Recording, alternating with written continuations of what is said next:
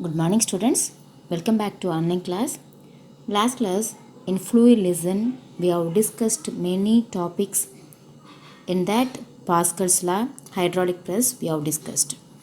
Today we are going to discuss about density. Before going to the topic, we will discuss about density with help of one activity. Let me pass on to the activity. Listen me carefully. Take two identical flasks and fill one flask with water to 250 centimeter cube and the other with kerosene to the same 250 centimeter cube. Measure them in a balance. The flask filled with water will be heavier than the filled with kerosene. Why? The answer is in finding the mass per unit volume of kerosene and water in respective flasks. What is that? Answer is there in finding a mass per unit volume of kerosene and water in respective flask. Actually, we have to find out mass per unit volume of kerosene and water, which gives the answer. Listen me students. To understand the density better, let us assume that mass of the flask is equal to 80 gram, which I show you in the picture. That mass of the flask, that is empty mass of the flask, is 80 gram. Mass of the flask filled with kerosene is equal to 80 gram. So what is the mass of the kerosene alone? 280 minus 80, which is equal to 200 gram, which is the exact mass of the kerosene. Have you understood students? Because the empty mass of the flask is 80 gram. So we want to know the original mass of the kerosene, so that we are subtracting from 280 minus 80. 280 from 80. So that 200 gram we are getting, which is the exact mass of the kerosene. Come to the mass of the flask filled with water, which is 330 gram, which already I show you in the picture. Therefore, what is the mass of the water? Is equal to 330 gram minus 80 gram. Why we are subtracting? Because empty flask mass is 80 gram, so that we are subtracting to get exact mass of the water, which is 250 gram. Mass per unit volume of water. Already I told you, for getting the exact answer we have to find out mass per unit volume of water. So which is equal to 250 divided by 250, which is giving 1 gram per centimeter cube. And mass per unit volume of kerosene is equal to 200 divided by 250. Because 250 is the volume, 200 is the mass of the kerosene. For substituting this, we are getting 0.8 gram per centimeter cube. Why? Because we are substituting density is equal to mass per volume. So which we can conclude. Therefore, the density of a substance is the mass per unit volume of a given substance. The SI unit of density is kilogram per meter cubic or else kilogram per m cube or else cubic meter, both are same. Also gram per centimeter cube, also gram per centimeter cube also unit of density. Relative density. We can compare the densities of two substances by finding their masses. But generally density of the substance is compared with the density of water at 4 degrees Celsius. Why at 4 degrees Celsius? Because density of water at that temperature is 1 gram per centimeter cube. Density of any other substance with respect to the density of water at 4 degrees Celsius is called the relative density. Thus, relative density of a substance is defined as the density of the substance to the density of water. This is a formula we have for the relative density. Two more formula also we have. Based on the mass or else volume, we can find the relative density. Mass of the substance divided by mass of water, which gives relative density, or else based on the volume.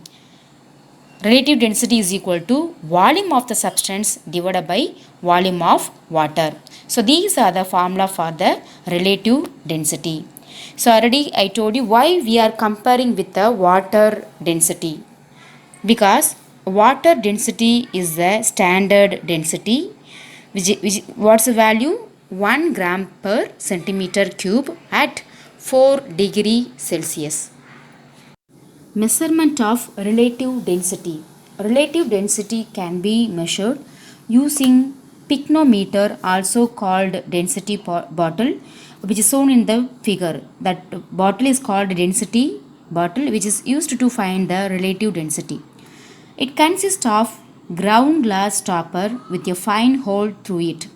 The function of the hole in a stopper is that when the bottle is filled and the stopper is inserted, the excess liquid rises through the hole and runs down outside the bottle. By this way, the bottle will always contain the same volume of whatever the liquid is filled in. Whatever the liquid we are filling in it, it will maintain the same volume, provided the temperature remains constant at constant temperature. Thus, the density of a given volume of a substance to the density of equal volume of referenced substance is called relative density. Relative density, or otherwise we can call by specific gravity of the given substance. If the referenced substance is water, then the term specific gravity is used.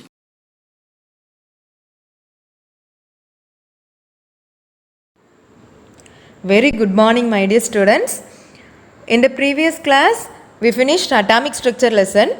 Today I recall the lesson. What have you learned in this atomic structure lesson? First, we learned what is an atom. The word atom is derived from the Greek word atomos. And what is the meaning of atomos? Indivisible. And atoms are a tiny particles. Matter is composed of atoms, and atoms are composed of three subatomic particles: protons, neutrons and electron. And students, you know what is meant by subatomic particle? That particles present inside the atom. So it is called as subatomic particles. And what are the subatomic particles? Protons, neutrons and electrons. In any element, the atomic numbers are shown as subscript and mass number are shown as superscript. And also we discussed isotopes, isobars and isotones. What is isotopes? These are the atoms of the same element, same atomic number but different mass number. So it is called as isotopes. So element also same, atomic number also same, but mass number only different. Next, isobars. These are the atoms of the different element with a different atomic number but same mass number. These are called isobars. And next, isotones. See, these are different element, different atomic number and also different mass number, but the number of neutron is same. And students, how we are calculating number of neutrons? Mass number minus atomic number. So in isotones, element different, atomic number different, mass number different, but number of neutrons same. And next we learnt in this lesson Rutherford's atomic model. And students, you know, this is Ernest Rutherford, and he performed his famous experiment of bombarding a thin gold foil with very small positively charged particles called alpha particles. After this experiment, he proposed his atomic model. According to Rutherford's model, atoms having large empty space, there is a positively charged mass at the center of the atom known as nucleus. Size of the nucleus of an atom is very small compared to the size of an atom. So, we know atom is a very tiny particle. So, that atom inside nucleus is present. So, how small that nucleus are. So, compared to the atom size, nucleus size is very, very small. The electrons revolve around the nucleus in closed circular paths called orbits. So, this is the Rutherford's model. And students, Rutherford's model is similar to the structure of the solar system. In solar system, sun is at the center and the planets revolving around the sun. In this model also, electrons revolving around the nucleus and nucleus is at the center. So, this model is called planetary model. According to electromagnetic theory, moving electron should accelerate and continuously lose energy. Due to the loss of energy, finally the electron should fall into the nucleus. If it happens so, atom becomes unstable. This model is failed to explain the stability of atom. So, what is the main limitation of this Rutherford's model? The main drawback is it failed to explain the stability of an atom. And next atomic model was proposed by Niels Bohr. According to Bohr's model, in atoms the electrons revolving around the nucleus in stationary circular paths. So, in atoms the electrons revolve around the nucleus in stationary circular paths called orbits or shells or energy levels. And while revolving around the nucleus in an orbit, an electron neither loses nor gains energy. What is the meaning? While revolving around the nucleus in an orbit, that time that electron will not lose energy or gain energy, will not lose or gain energy at that time. But an electron in a shell can move to a higher or lower energy shell by absorbing or releasing a fixed amount of energy. So, while revolving around the nucleus, that time it will not lose or gain energy, but it can be moved from one energy level to another energy level. That means higher energy to lower energy or lower energy to higher energy.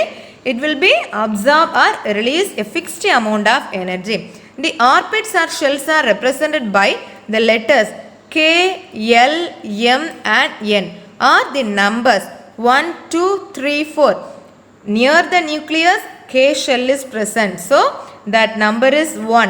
And next L shell, next M shell and next N shell.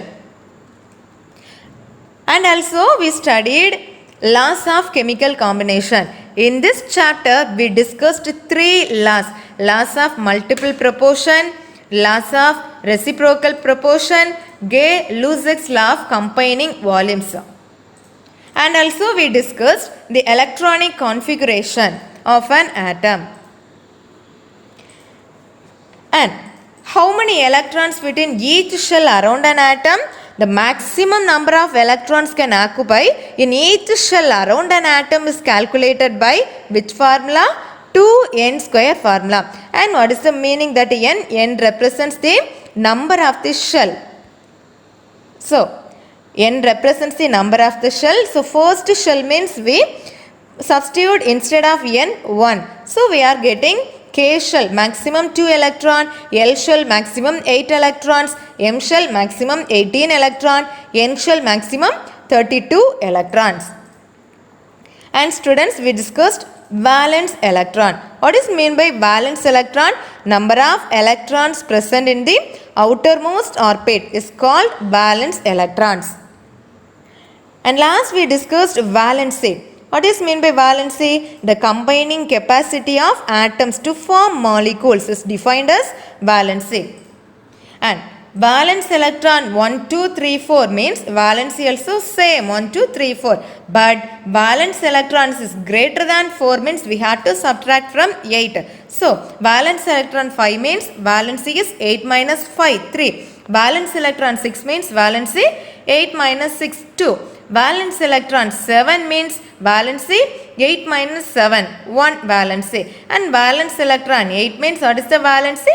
8 minus 8, 0. So we know all the inert gas are noble gas having 0 valency because all the noble gases having completely filled shell. So all the inert gases having 0 valency. Okay students, so these concepts we discussed in this atomic structure lesson, and in next class I'll take periodic classification of elements. Thank you students.